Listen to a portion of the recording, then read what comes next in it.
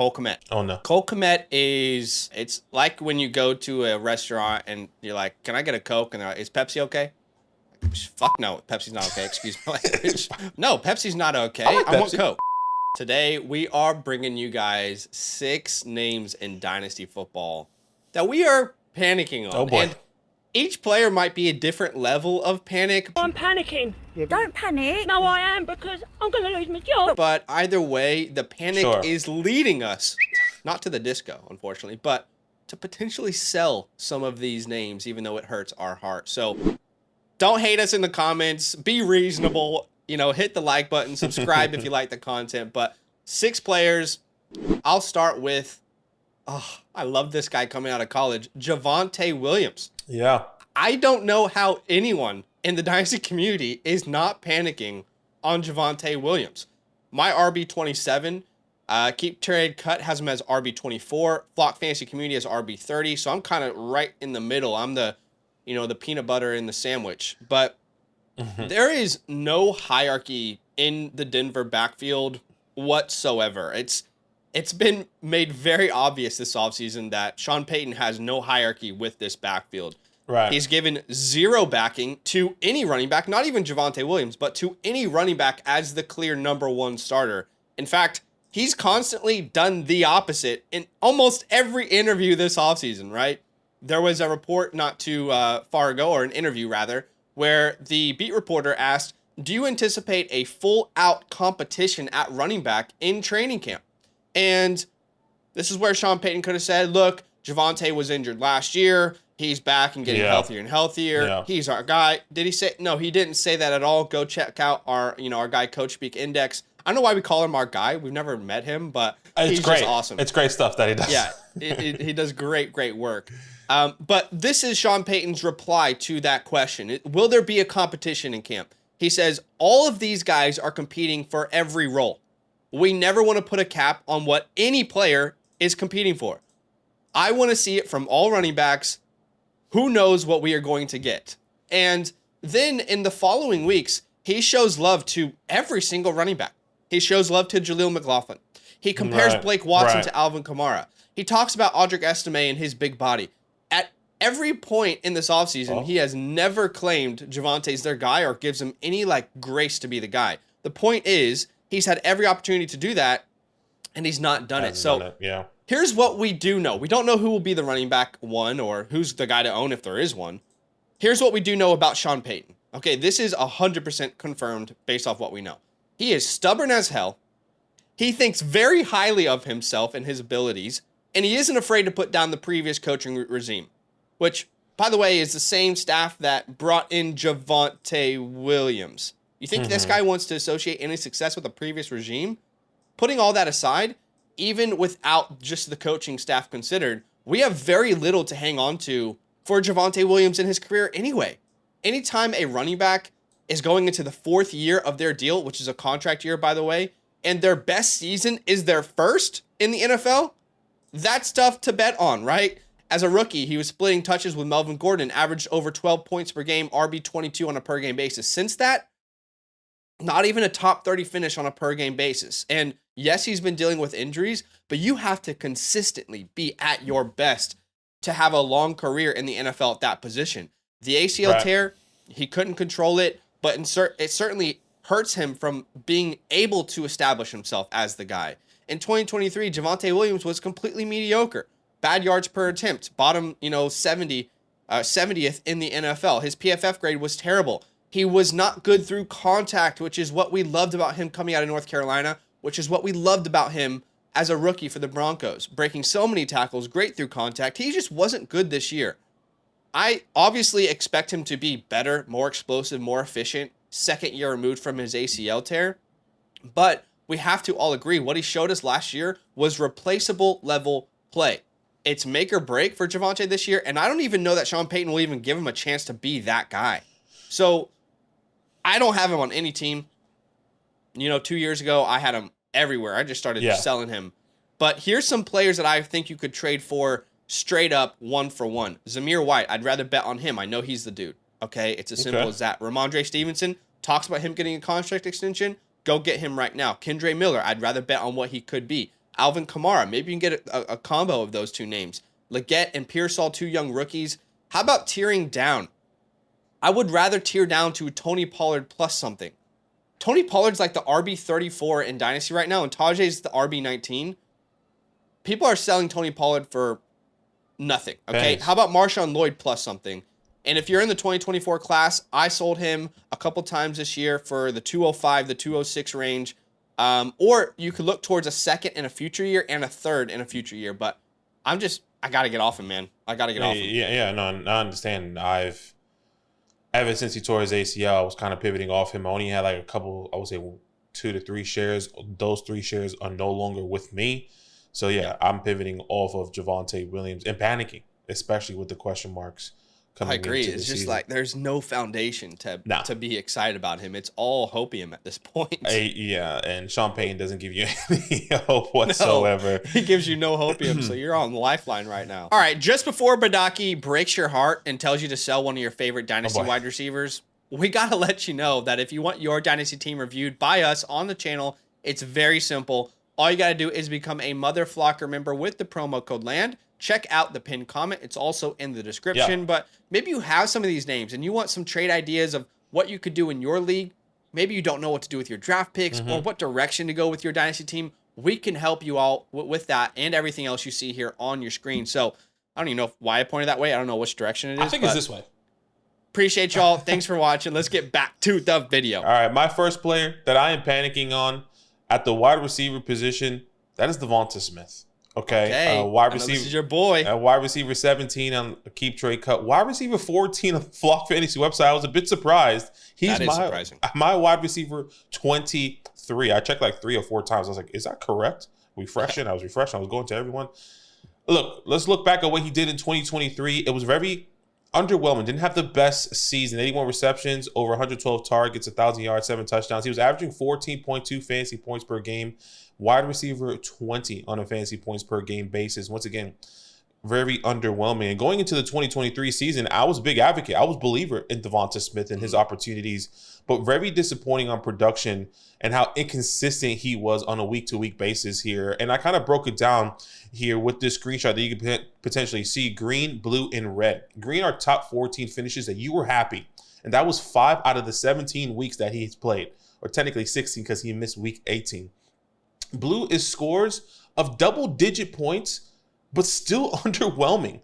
I mean, have a look at those double-digit points. Week 1 against New England, 17.7 points. He finished as wide receiver 16 that week.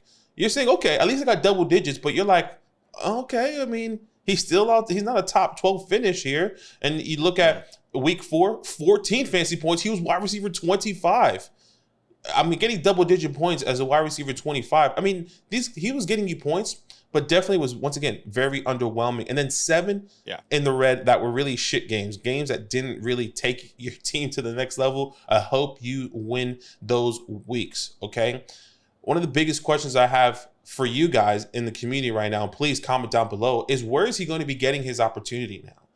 Jalen Hurts, who is getting all the goal line touchdowns, right? A.J. Brown, who is clearly the #1 diva on this team, commanding targets. They signed Saquon Barkley to a 3-year deal, who's not only going to be getting all the work on the ground, but he also demands targets in the air. Let's not forget about Dallas Goedert, who he's probably going to be taking a back seat. And then you have Devonta Smith. With the addition of Saquon, I'm concerned of where these opportunities are going to be coming out from. And when you think about it, in the way I see it, I would put it in this order. Dallas Goedert is going to be hurt the most. And then second is Devonta Smith. And he's already hurt in the way his production is going to be putting, the way we saw this past year. Okay? So if you are concerned about Devonta Smith, I'm personally willing to pivot. And these are great reasons to sell. Kind of what I bought you already on a high-powered offense with Jalen Hurts, an elite quarterback, right? A long-term contract. Don't forget he got that long-term contract extension, 3 years. So if you are concerned about Devonta Smith, you can say, well, you have a long-term contract, you have a high-powered offense, you have Jalen Hurts, and is priced very well on the keep trade cut. You can sell him for sure. Or all the Flock Fantasy websites, wide receiver 17 and wide receiver 14 on the Flock Fantasy website here. So here are the following players or picks you're willing to do. According to the community, once again, 108 to 110. I could do if you still haven't done your 2024 first round or rookie drafts. I would say maybe even later, or any 25 first. Here's some pivot options as well. How about Brandon Ayuk as wide receiver 15? Once again, Devonta Smith, wide receiver 17 in the community. Nico Collins as wide receiver 16, only one spot ahead. I think you could easily do a pivot there or swap depending on your league and how they feel. About a Tank Dell at wide receiver 19. You're talking about a wide receiver. There could be an argument to be a wide receiver 1 on this team with Tank Dell, or a wide receiver 2. I think it is Nico Collins. But once again, if you're just going to pivot to a wide receiver 2, you know that there's not going to be any more opportunities, in my opinion, when Tank Dell after Stephon Diggs leaves. How about Zay Flowers, wide receiver 22? Get Zay Flowers and something else, or a Brian Thomas Jr., a wide receiver 27, and get more in return. Brian Thomas Jr. was, consensus 108, 109 in the community, sometimes even higher. Can I get Brian Thomas Jr. and a little bit more for Devonta Smith, who is wide receiver 17 in the community right now? I definitely would take that. So I'm all aboard the idea of trying to get off Smith if you get the right return. I don't think the 108 to the 110 this year is the right return, because in my mind, I'm thinking, all right, I'm betting on Brian Thomas to be that, or Ladd, or Xavier Worthy to be that. Whereas reality is, I think Smith is a more safer asset. But I love the pivots that you brought. Brandon Ayuk, Nico Collins. The idea of getting a Brian Thomas, who, by the way, is probably the 108 anyway, and something in return. That makes a lot more sense to me. But with Devonta Smith, you're going to hear this. Consistency doesn't matter. You're going to hear a lot of people say that. And that's probably true, right? It is true. But anyone out there who owned Devonta Smith last year, let's be honest, you didn't know a single week you could start that guy. You had no idea if you could start that guy. And now there's more, weapons. Here's the deal. It's going to have to be the San Francisco model in Philadelphia. It's going to have to be low volume, high efficiency for a guy like Devonta Smith. If everybody's going to eat, if Goddard's going to get his, who was injured last year, if Saquon's going to get used through the air, and Smith and A.J. Brown, there's going to have to be a little bit more volume to go around. Can Jalen Hurts support that? We don't know. So I like the idea of, trying to see what you can get. Not panicking and selling. I think the panic level on Smith is probably lower than some of the other names here, but definitely shopping the market. No question. Michael Pittman, I have been very open about this. I've probably brought his name up too much in the past couple weeks, but it's truly the one player that I'm very concerned about. On Flock Fantasy, he's a wide receiver 15. That feels way too high for me when we bring in those rookies. On KTC, he's 18. I have him at 19. And, Pittman's coming off a career-high year in targets, receptions, receiving yards, fantasy points per game. Then he gets the contract extension. So a lot of people are like, okay, what's the issue? The issue is all of that came from Gardner Minshew. We only had 2 games where Michael Pittman and Anthony Richardson played together, and Anthony Richardson didn't go down with an injury. Exactly. There's only 2 games, and in those 2 games, it is a complete toss-up. One game he dominates with 11 targets. The other game, he has 1 reception on 5 targets and gets under 5 PPR points. How do you project that out? The sample size is so small, you can, whatever world you want to paint, get your brushes out, Picasso that bitch, because you can paint that picture for yourself, right? But here's the deal. I'm a little bit more concerned than the average person, because we have no idea if Anthony Richardson can even support one fantasy weapon.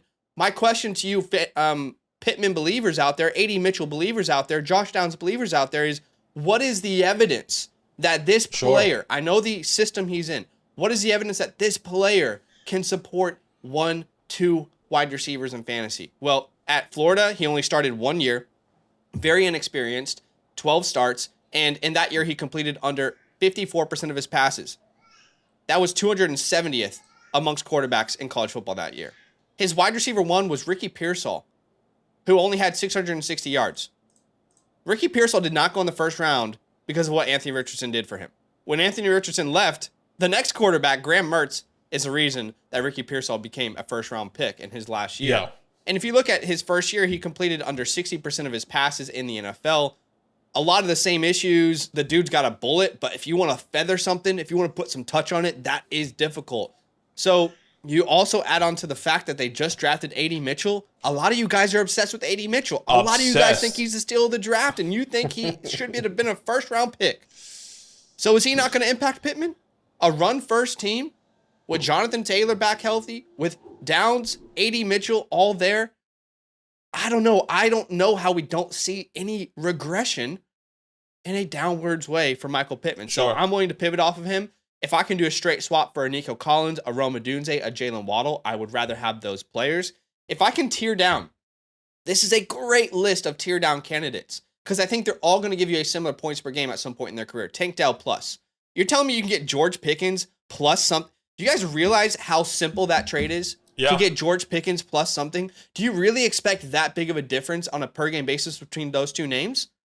I don't get how you do. Brian Thomas plus, Ladd McConkey plus, T. Higgins plus. Bet on T. Higgins to go somewhere and be the number one next year. You're still catching balls from Joe Burrow this year. Or if you can get an early to mid first in 25 or 26, you take it and you bet on getting a Luther Burden, a Ted McMillan, or someone in a future class. So there's too many red flags for me, man. And I'll probably look like an idiot, but I'm sorry. No, I completely agree. And one of the questions I ask myself, I like to go on this other side of the coin here. What if Anthony Richardson is the guy? What if he is a mobile quarterback and a guy that can produce fantasy relevant wide receivers? Where is Michael Pittman going to go then? And I'm not sure if he's going to move any higher. No, I don't think he does either. Players going ahead of him, Nico Collins, Rome Odunze, Brandon Ayuk, Tyreek Hill, Drake London. I don't think he passes or gets into, let's just say, Anthony Richardson can produce a top 12 Michael Pittman. I don't think that pushes him into the top 12 in a dynasty rankings amongst wide receivers. I just don't. I think he still fits within that, 13 to 16 range where you're saying, okay, this is the sweet spot for Michael Pittman, but you're not going to get too much more value out of him. So, you know what's funny about that is it's a fantastic point because Jalen Waddle moved up like 5 spots in people's rankings after he got a contract extension. Do you know what happened to Michael Pittman after he got a contract extension? He actually kind of fell. Exactly, because I had what does the guy need to do? Yeah, so I agree. The market, I'm not sure ever goes higher than this, so I kind of agree. Yeah, completely agree here. All right, my second guy I'm panicking on, which kind of similar to Michael Pittman, I kind of been talking about way too often. That's Chris Olave, wide receiver 11 on Keep Trade Cut, wide receiver 14 on the Flock Fantasy website, my wide receiver 13. And let me just start off by saying, I love Chris Olave as a talent. I hate his situation. I do not love it. Okay, let's talk about this quarterback purgatory. Derek Carr is not the quarterback that we all know and love. We once knew. Okay, he's not the same quarterback that's produced Devontae Adams, Darren Waller, RIP now, and then Hunter Renfrow. Right? When you watch Derek Carr, the decision making is honestly sometimes questionable and frustrating when it comes down in a fantasy perspective. You hate this offense. You hate how it's operated.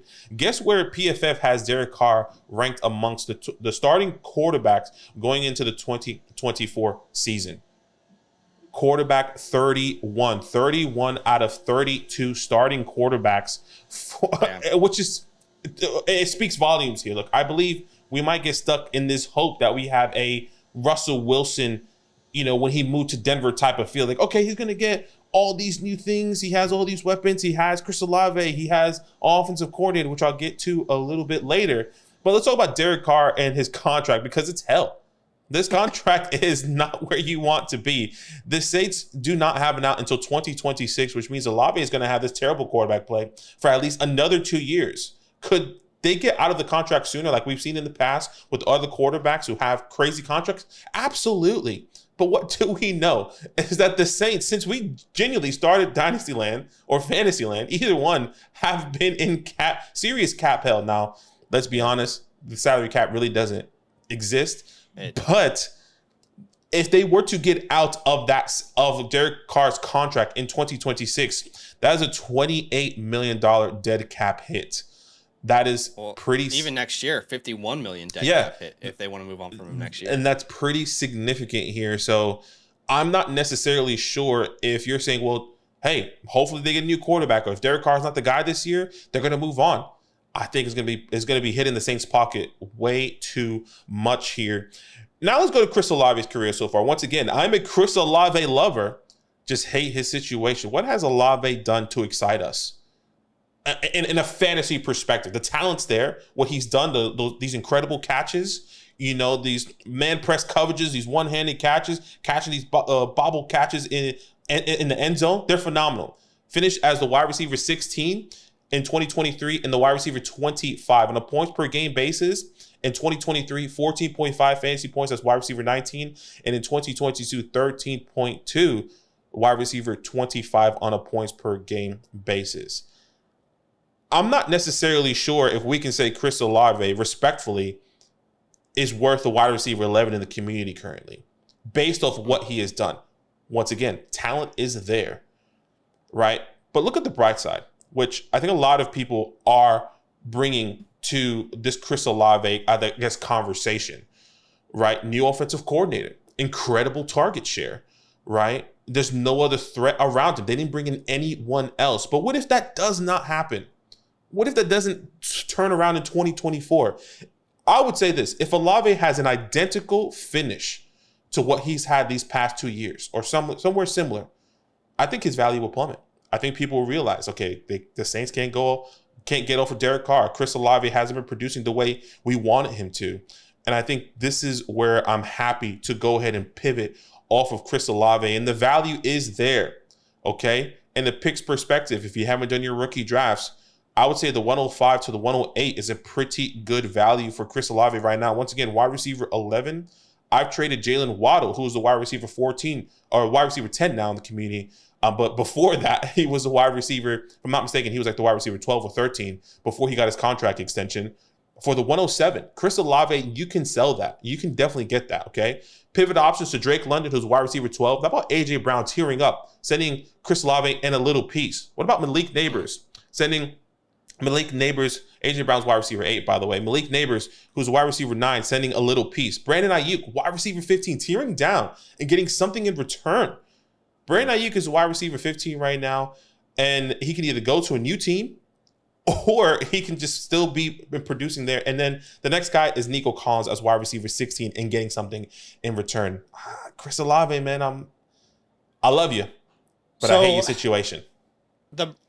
If you want to paint like ideal picture for Chris Olave's career, and this means you'll have to be patient. In my mind, let me know in the comment section if you guys disagree. Mm-hmm. You have to paint the DJ Moore route of his career. Okay. Guy who's uber talented, constantly getting a high target share on a shit team.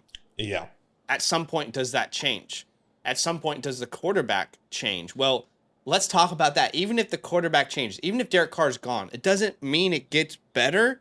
Right? I mean, there's a reason NFL teams are constantly drafting quarterbacks high in the NFL draft, because normally the quarterbacks they have suck, right? I mean, it's hard to like stay in the league as a quarterback. So you got to kind of wait until the DJ Moore route happens, be a little patient. But, you know, I'm willing to wait on him.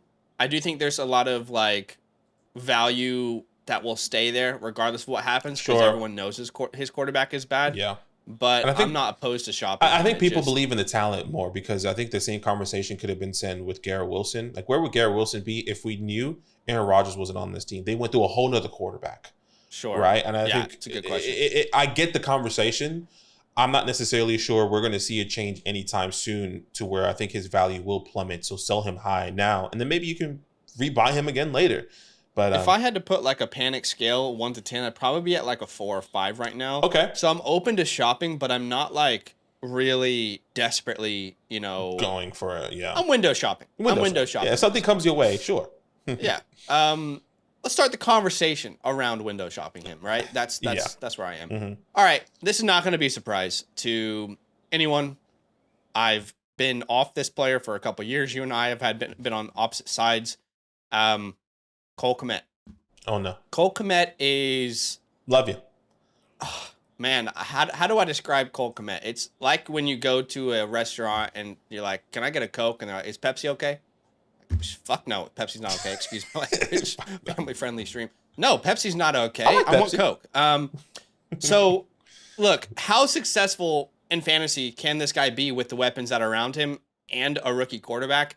This team has completely changed. In 2023, it was really DJ Moore and Cole Kmet. Like, you can't be a league winner at that point. Like, how, I don't know. Like, they had Velus Jones. He was competing with targets for an injured Darnell Mooney. This year, it's DJ Moore, Keenan Allen, Rome Odunze, DeAndre Swift, Gerald Everett, right? Yeah. At times, people were starting Gerald Everett over Cole Kmet last year, right, with the Chargers. And Kmet, at this point, if you've never really like become a league winner at the tight end position, you probably are what you are. He's never demanded serious targets. You know, since 2021, he's averaged somewhere around 5.5 to 4.1 targets per game in his career. And yes, it's on an offense that was a low passing volume offense, but his career high, 19% target share. You couldn't have been a league winner with 19% target share. And don't give me that bullshit where you show me, well, he finished top 10. I don't care. Do you know how unimpactful the 10th tight end in fantasy is? Like, that is not moving a needle for me. Give me the 15th guy instead. It's not going to change my outcome of my season. With no competition, he's been going up 17%, 19% target share. What happens when you add two alphas in Keenan and now potentially Roma Dunze, who could be that? Right, you got DJ Moore, who's averaged 29% targets over the last 3 years. Keenan Allen over the last 3 years, 25, 22 because of an injury season. And then last year, 32%. So you're adding guys who have been dominant their entire career. You're adding a young prospect who could be the number one wide receiver in many classes in Roma Dunze. You're just going to have to hope that Kmet turns into George Kittle, who thrives off of efficiency, not volume, and also red zone usage. What's the issue with, that being the route for you? Well, Kmet can't hold Kittle's jockstrap from a talent perspective. So there's a lot of value adjacent options that I would rather take a shot on. There's some unknowns. If I can somehow find my way into Jalen Wright, Zach Moss, Charbonnet, or Pollard, I'm doing it. Because I think those guys actually give me usable action this year outside of maybe Charbonnet. If I know I'm a Wicks guy, you're not. But if I can transfer Kmet to a Wicks, I think Wicks this year has way more to gain than Cole Kmet. Sure, the floor is lower, but I think he has way more to gain. Can I get a Marshawn Lloyd, Aaron Jones, Troy Franklin, Jahan Dotson, or even a Daniel Jones in a super flex league? And in some of those, can I get a pick swap where I'm getting the better pick? So ultimately, I'd do any of those trades. I would tear down at the position of Dallas Goedert. I don't get how Dallas Goedert is way less valuable than Cole Kmet in the community. I can't comprehend it. Can I get a Ben Sinnott? Can I get a Schultz, Musgrave, Sanders, plus something with all those names? Can I get a second-round pick in any year? Because I would do that. So ultimately with Cole Kmet, I just don't think he's that dude. He's not that talented. He's a fine middle starting tight end. And last year, the people who were in on him were like, look at the contract. Look at the competition. There's nothing to hold on to anymore if you think this guy's going to be a true, like, cornerstone tight end. I just don't see it. Yeah, look, I love you, Cole Kmet, but I've said this. If the Bears didn't draft another wide receiver before the NFL draft, and I kept saying this, if the Bears don't draft another wide receiver, I was all in on Cole Kmet going into this year. I think coming in with Roma Dunze now, they also brought in Keenan Allen. I think that's a little bit shaky. If you tell me they didn't draft a wide receiver and they brought in Keenan Allen, I think there could be an opportunity because Keenan Allen could miss some time, right? Sure. But I get it. I love the talent. I think what you paid for him back then was going as one of the last picks in your dynasty startups or later than round 12. And he was finishing as a top eight tight end. Yeah, it depends on when you took him after his rookie year. You would have gone higher than that. Sure. I think even with that price, finishing as a top 10 at that time was exciting, at least in my eyes. Sure. But yes, now the situation has changed. I was, a big Cole Kmet believer. It's kind of hard to back him now, but I understand. Cole Kmet with the situation. 1 to 10, where are you at right now, Panic? 1 to 10, I am 8. Okay, I'm like 10 out of 10. I'm almost out the door. Okay. All right. I'm leaving room if Keenan Allen goes down and Roma Dunze doesn't take the step up that in the rookie year, right? So maybe he does have room this year. Sure. Anyways, you're getting your paintbrushes out and you're painting the picture. Yeah. And, saving it for a rainy it's looking day. like Picasso, personally. Yeah, when you first start painting, you don't want to show anyone, and you just hide it. And your mom comes in and says, "Wow, this." Ever see it? Your mom comes in and says, "This looks really good." Yeah, great job. Stop lying to me, Mom. Bullshit. All right, my last player that I'm panicking on. I think this might come as a surprise, but I feel like I've spoke about him a couple times here. That's Josh Jacobs. Keep trade cut, running back 15, Flog Fantasy website, running back 14, and he's my running back 15. I've been pretty vocal once again in my concerns about Josh Jacobs because of the three things, right? The contract, the injuries, and Marshawn Lloyd. Let's talk about it. The contract, I think it's pretty scary if you really look at it. If you look at this contract that he signed, it's truly a 1-year deal. And his guaranteed money is coming from his signing bonus. Every other year after that, they can get out of this contract and say, thank you so much for your service, Josh Jacobs. We're moving on. And the Packers have it out in 2024 where that cap hit is $9.3 million, which is nothing in this league, especially for a running back. So what does that mean? Why are the Packers covering their ass when it comes down to this contract? Right? I think these are the questions that I'm asking myself when I think about Josh Jacobs. Is it because of the injury history and they know that he's going to be missing a 2 to 3 or 4 game type of stretch, and if that is pretty severe, they have an opportunity to get out of it? Is that because they know this 2025 class is just great and they're putting themselves in a position to potentially draft a guy, but also have somebody this year that knows how to handle the workload? There's so many questions around this contract that is pretty concerning as a fantasy owner. If you just traded for him, you just drafted him, or you had Josh Jacobs, and you're saying, well, at least he got a second contract. It's for a 1-year deal. Once again, you think about all the injury concerns that I kind of spoke about. Now, to be fair, Josh Jacobs is not as bad as the other running backs when you really look at his injury history. But if you look at it, he's probably missing 2 to 4 games that he's kind of averaging in his career so far, right? So I don't think that's necessarily terrible, but we saw this past year in 2023, he played only 13 games. He missed about 4 to 5 games, right? 2022, he played all the full season. In 2021, he missed two games. And then in 2020, well, actually, technically he missed 1 game because it was 16 games back then, right? Which leads me to my next point. Is the running back room, his backup, okay? Why is this important? I think Josh Jacobs hadn't had the talent in his career to have a significant backup to step up so far. And I think we kind of saw that for the first time this past year with Zamir White. Zamir White stepped in, became the lead back, and look what happened. Josh Jacobs is no longer on this team. And Zamir White, they believe in him. And that's exciting when you think about now looking at this running back room for the Packers. Let me also tell you the backups that Josh Jacobs had since 2019. Okay, DeAndre Washington, Jalen Ricard, Devontae Booker, Theo Reddick, Peyton Barber, Kenyon Drake, Amir Abdullah, and then obviously Zamir White, who is now the lead back for the Las Vegas Raiders.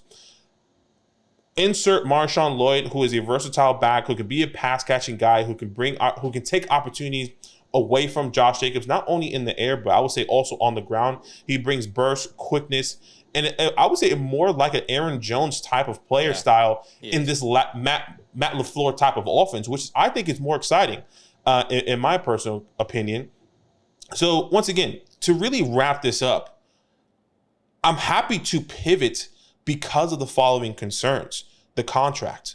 What's that question marks looking like? The injuries, Marshawn Lloyd, or even the 2025 draft class, because anything can happen this year with Josh Jacobs misses 4 to 5 games and we're saying, oh, they have an out this year. They have a top 20 pick. And could that be a Quinshon Judkins that goes in the first round? Which, I don't know, maybe these running backs go in the first round. Or do they still have a position to get a top guy in the second round because of how deep this running back class is projected to be? Here are some players I'm willing to pivot off of at the moment, currently in the community. 110 to the 202. Obviously, that 202 could be a Trey Benson. That could be a Jonathan Brooks. That could be any of these wide receivers, Xavier, Ladd, Brian Thomas Jr. if they do fall. But other pivot options, like I mentioned, Trey Benson as a running back 16. What about Derrick Henry in a win-now situation, whose contract is significantly better, but we know this type of workload that he's going to get with no one backing him up as RB18. You can get potentially Derrick Henry plus something. What about James Cook? You might have to give something up to get him. I would say the same thing with Joe Moneybag Mixon as RB20, who I think is going to have a phenomenal year. He has a 3-year contract extension. Can you get Joe Mixon plus something? And like I kind of mentioned earlier, Lam McConkey as a wide receiver 29, going around that range of the 110. Maybe you can get Lam McConkey for a straight up deal, or maybe you can get something added onto that trade there. So Josh Jacobs, man. Yeah. I don't know. I think there's more red flags than green flags, in my opinion, and I'm happy to pivot. Red flags in Green Bay. No, I get what you're saying. I think you make some good points. Can I tell you what worries me more than anything about Josh Jacobs? It's 2 things, really. Number one, respectfully, he was awful last year. Oh, yeah, efficiency was terrible. Look at any analytic. The guy was really yards per carry, yards after contact per attempt, missed tackles forced. Any number you love, breakaway percent, any number you love, when you look at an explosive, efficient running back, he was awful. Now, was that because he held out?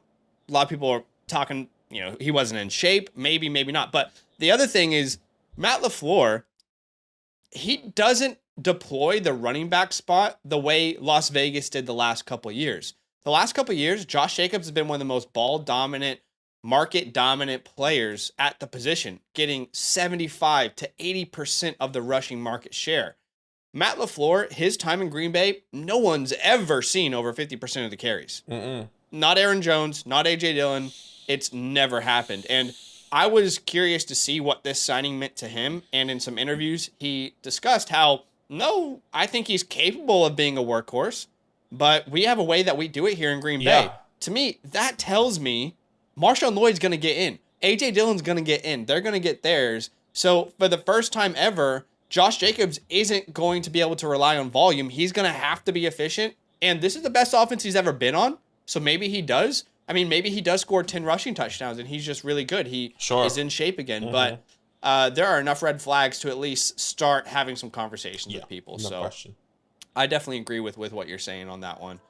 6 names that I'm sure everyone's going to be in 100% agreement with. Yep.